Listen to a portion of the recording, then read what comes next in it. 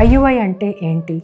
వీర్యంలో ఉన్న యాక్టివ్గా ఉన్న వీర్య కణాలను మాత్రం తీసి ఎగ్ రిలీజ్ అవుతున్న టైంలో, అదాచం అండం విడుదల అవుతున్న టైంలో గర్భసంచిలో వదలడం ఇంట్రాయూట్రైన్ ఇన్సెమినేషన్ అంటారు. సో ఐయుఐలో ఉన్న అడ్వాంటేజెస్ ఏంటి? సెమెన్లో ఫ్రీగా స్విమ్ అవ్వలేని స్పర్మ్స్ కూడా ప్రిపేర్ చేసి మీడియాలో వేస్తున్నప్పుడు యాక్టివ్గా స్విమ్ అవుతాయి.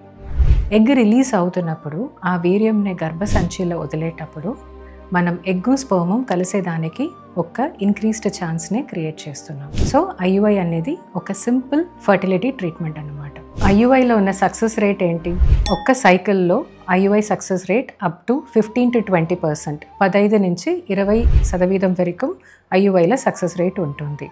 ఇది ఒక చిన్న ట్రీట్మెంట్ అన్నమాట.